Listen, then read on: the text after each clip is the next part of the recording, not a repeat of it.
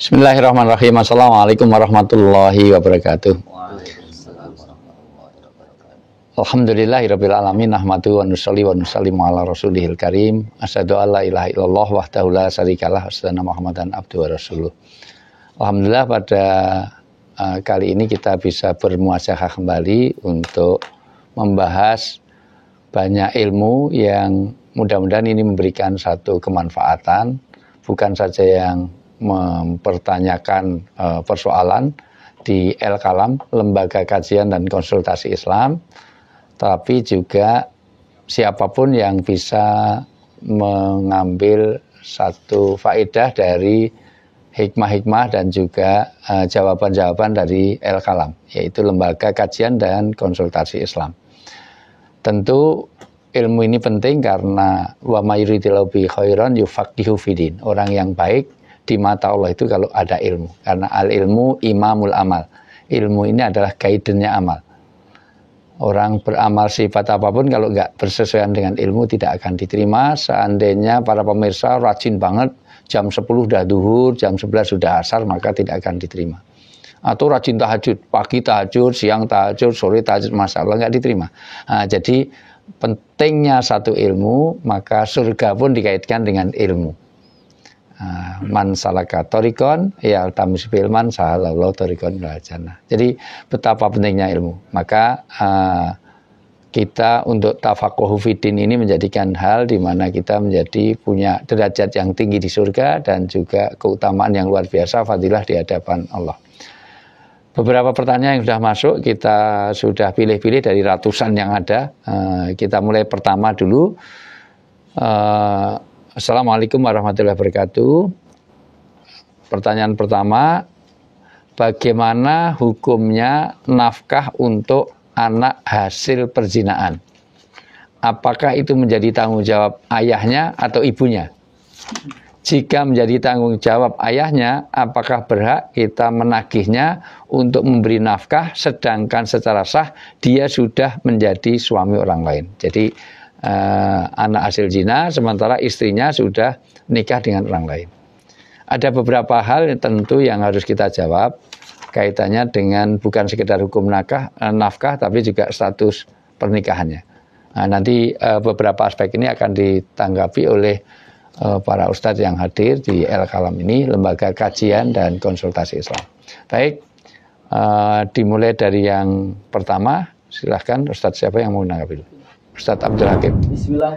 Jadi pemirsa El-Kalam dimanapun antum semuanya berada, jadi untuk melihat apakah si ayah biologis ini wajib untuk memberikan nafkah kepada putra biologisnya atau tidak, maka mari kita lihat kaidah yang dibikin oleh para ulama yang ana tahu ini adalah kaidah yang bersifat ijma, bahwa semua ulama bersepakat bahwa itsbatu nasabi al-walati lil abi sabitun bisyar'i. Jadi penetapan nasab seorang anak kepada ayahnya itu ditetapkan melalui syarak.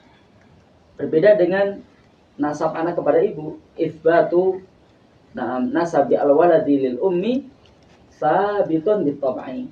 Berbeda dengan ibu. Adapun nasab anak, penetapan nasab anak yang dinasabkan kepada ibunya itu sifatnya ditetapkan dengan at-tab'i, yaitu tabiat.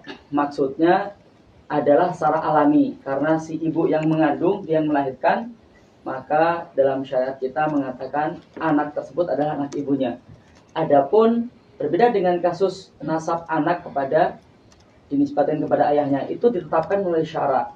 Dan syarak kita mengatakan bahwa setiap air mani yang tumpah melalui jalan yang tidak syar'i, maksudnya tidak melalui jalan pernikahan, maka nasabnya tidak bisa dikembalikan ke ayahnya. Kalau tidak bisa dikembalikan ke ayahnya, sama dengan si ayah biologis tidak berkewajiban untuk memberikan nafkah untuk anak biologisnya yang memang lahir dari bukan hasil pernikahan. Wallahu ta'ala. Kitabnya apa itu? Ijma, Ustaz. Ijma dari diambil dari buku apa itu? dari kitab apa? Nah itu kadang gini pemirsa kalam apa ya? Kadang hal-hal yang saya baca itu kadang saya lupa juga itu dapat dari mana, tapi itu insya Allah ijma. Nah, bisa dicek dan mungkin khilafnya insya Allah tidak ada masalah itu. Allah ta'ala. Itu. Baik. Fatwanya Syekh bin Baz di Majmu' Fatwanya itu ketika beliau ditanya tentang permasalahan ini ya, siapa yang wajib memberikan nafkah kepada anak hasil zina, beliau menjawab wa 'alaiha an tunfiqa 'alaihi. 'Alaiha, ha marji' dhamir ini kembali kepada pada uminya, kepada ibunya yang wajib memberikan nafkah. Tapi idza qadarat, ada catatan idza qadarat. Kalau memang orang ibunya itu memang mampu gitu. Fa idza ma qadarat, kalau ibunya enggak mampu, yusallimu lil hadonati fi daulati, diserahkan kepada panti asuhan. Begitu. Itu fatwanya Syekh bin Baz. Masya Allah. Mungkin yang lain bisa menambahi.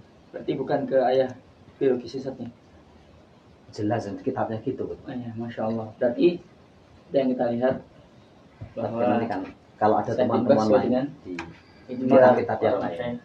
Membantah apa yang dikatakan oleh Ustadz Hakim ya. Dikatakan tadi kan ijma. Sebenarnya pada masalah ini itu terjadi masalah khilaf. Ya. Jadi nggak benar kalau dikatakan masalah ini itu masalah masalah ijma. Meskipun memang jumhur seperti itu. Maksudnya khilafnya ada yang menasabkan anak zina kepada laki-laki yang menzinai. Kalau dinikahi. Enggak dinikahi. Wah, saya kok belum pernah ketemu ya? Apa kau syad Ya, terus. Ya, maksudnya yang menyelisih ya. Sebentar saya bacakan dalam Majmu' Fatwanya Imam Ibnu Taimiyah ya. Ada pendapat yang masalah ini adalah masalah khilaf.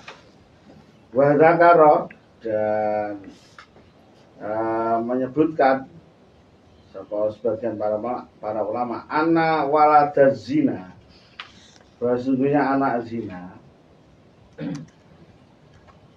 yalhaku itu disandarkan, diikutkan biabi dengan bapaknya azani yang zina. Idza istalhaqa, ya, apabila mengikutkan padanya anak zina anhu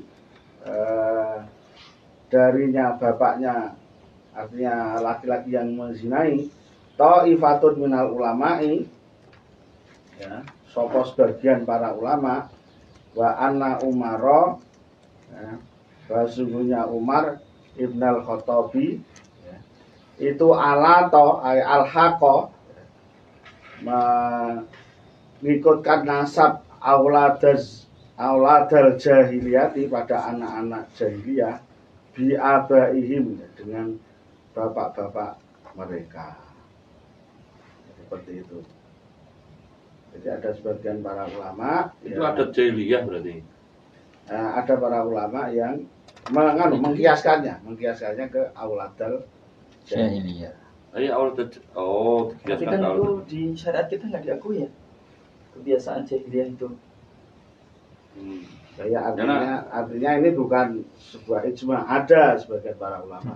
Tapi masalah itu kalau diangkat karena ya memang ini seperti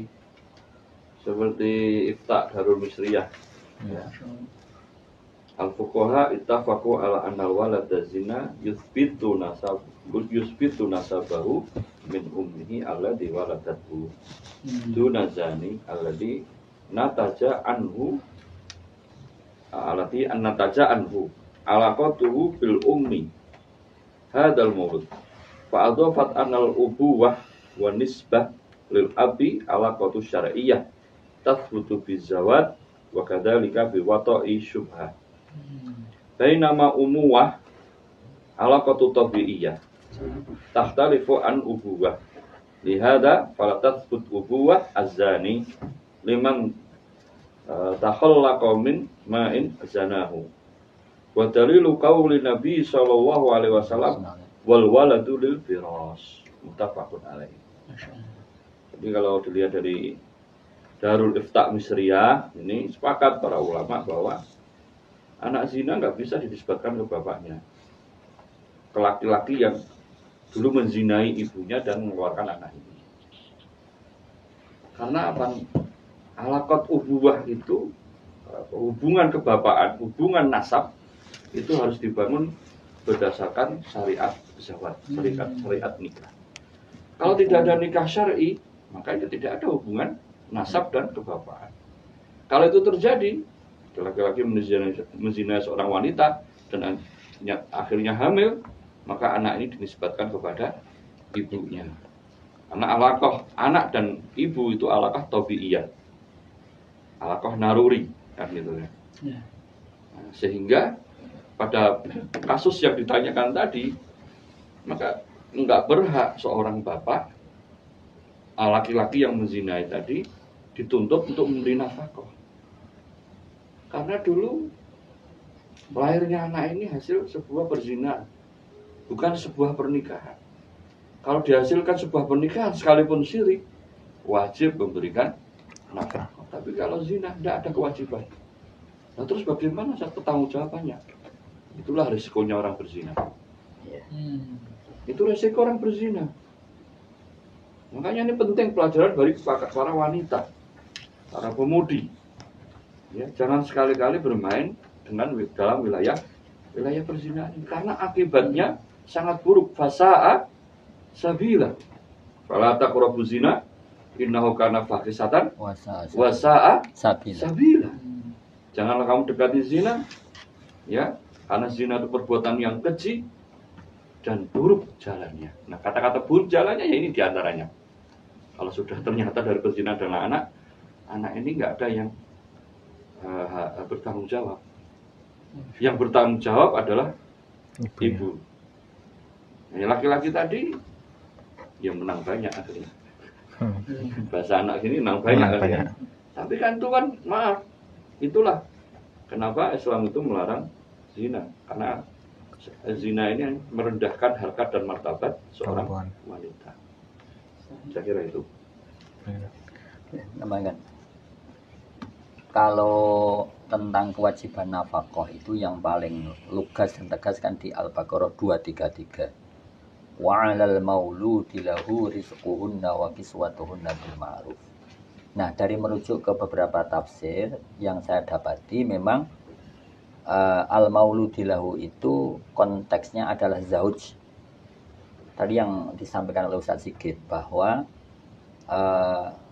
kewajiban nafkah pada diri bapak itu adalah ketika dia berposisi sebagai zauj. Nah, zauj di sini tentu pemahamannya adalah suami yang syar'i, yang sah. Mafhum mukhalafahnya berarti kalau dia itu tidak menikahi secara syar'i, dia bukan mauludilahu, dia bukan zauj. Dia bukan suami yang sah.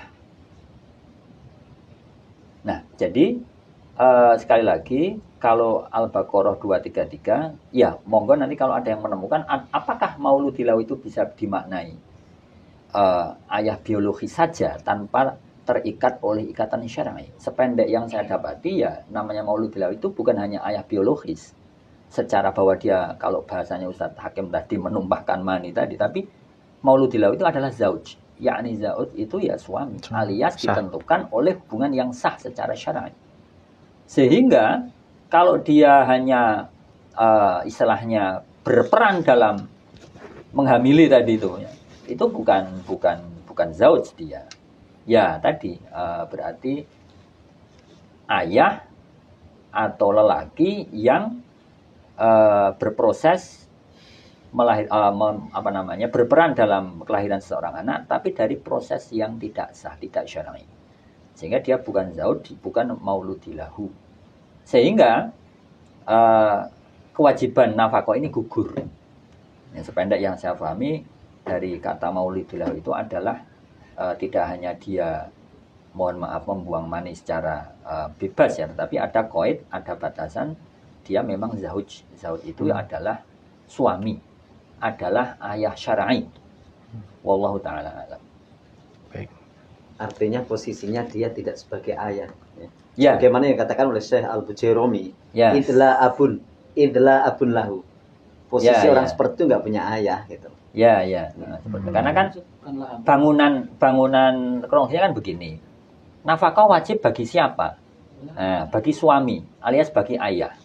Nah, kata suami dan ayah ini kan tentu dalam syariat Islam kita dibatasi oleh namanya ikatan pernikahan tadi. Sehingga ma bunya ala batil fahuwa batil. Ya toh kan? Kalau kemudian status si lelaki ini itu batal, tidak sah secara syar'i, ya kewajibannya secara otomatis gugur. Kan seperti itu.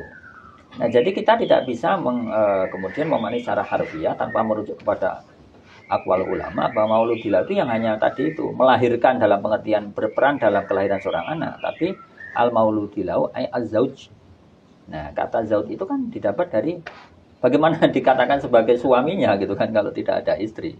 Tentu istilah suami ini dari pernikahan itu kan. Tapi anak-anak sekarang, anak muda itu kalau pacaran, kalau terus bilang, gimana papa sudah sarapan gitu. Oh iya. Nah itu banyak. Ada lagi yang pakai kode-kode yang lain. Mama di mana mama? Nah, iya. Tentu ini mama dan papa yang tidak dibangun di atas syariat. Ya betul. Apalagi kalau papa minta saham ya. Beda lagi kalau itu. Papa minta saham, nasabnya kemana ya? Nah itu dia. Pertanyaannya mamanya mana itu? Kalau sekarang yang populer madam ya, tapi ya itu maksudnya sekali lagi. Saya pikir kalau Ini untuk dalam menguatkan sedikit, ini ada di Minhajul Muslim ya, kayak Bakar Al-Jazairi, sebentar sedikit, mohon maaf, saya memotong sedikit. Nah, yang saya sampaikan adalah tadi sudah di mukaddimah sedikit bahwa jangan dibalik logikanya. Nah, ini berbahaya. Tadi yang saya mau sedikit bahwa perizinan itu sesuatu yang sangat wasa asabila tadi ya. Jangan kemudian apa yang tadi saya sampaikan sepotong-potong difahami. Kalau gitu, mohon maaf, A menzinai saja wanita apapun. Biar saya nggak kewajiban menafkahi. Nah itu tentu. Itu namanya penjahat kelamin. Nah ya, ini maksudnya apa? Perlu diklopkan, disinkron apa yang saya sampaikan yang sedikit tadi. Bahwa betul seorang lelaki yang tidak terikat oleh ikatan pernikahan, dia memang betul tidak punya kewajiban untuk menafkahi. Bukan berarti itu anjuran untuk zina, motivasi untuk zina, bukan. Tadi sudah disampaikan Ustaz Sigit. Jadi jangan sepotong-potong, harus satu momen yang utuh. Itu saja Ustaz Sigit, mohon maaf. Ya, jadi dalam kitab Minhajul Muslim karya Bakar Jazairi di bab zawat ada poin hikmah zawat itu ada namanya tangdimul alaqati bainar rajuli wal mar'ati ala asasi min tabadulil huquq wa ta'awun muthmir fi dairatil al-mawaddati wal mahabbati wal ihtirami wat taqdir. Masyaallah. Jadi memang hikmah pernikahan, kenapa harus menikah? Karena nikah itu adalah sarana untuk mengatur hubungan antara laki-laki dan perempuan. Secara hak dan kewajibannya. Hubungan mengatur hubungan laki-laki dan perempuan di dalam apa? Di dalam tabadul hukum, pembagian hak dan kewajiban tadi. Sehingga kalau tidak ada pernikahan, ya tidak ada hak dan kewajiban. Maka dari sini bisa kita simpulkan, memang jelas saja ini maaf. Mungkin yang ya, bagi penanya ya, ini risiko yang harus kita beli. Harus dibayar mahal akibat sebuah pelanggaran syariah yaitu zina. Ya, kalau mau secara manusiawi Anda menuntut itu hak Anda. Tapi kalau secara syariat, ya memang laki-laki tersebut tidak punya kewajiban untuk memberikan nafkah kepada Anda sebagai wanita yang pernah dizinai atau pada anak Anda yang memang itu hasil mani laki-laki tersebut. Ini kita bahasanya pakai bahasa vulgar saja biar mudah dipahami. Ya, jelas perkara ini begitu banyak sekali terjadi, dan inilah disebut dengan yang disampaikan oleh Allah tadi, wasaat Wasa'asabila. saat sabila. Zina itu buruk jalannya, merusak nasab, menghilangkan hak dan kewajiban, merusak kehormatan wanita dan seterusnya. Ya, Demikian. jadi bahasa lainnya sama-sama, mohon maaf tadi kita pakai bahasa vulgar agar lebih jelas. Sama-sama mani tumpah, yang satu mempunyai konsekuensi kewajiban untuk menafkahi, yang satu tidak. Dengan apa? Dengan nikah. Ya, nikah itu ya kemudian melakukan hubungan suami istri, lelaki perempuan, tapi sah secara syar'i, berkewajiban menafkahi.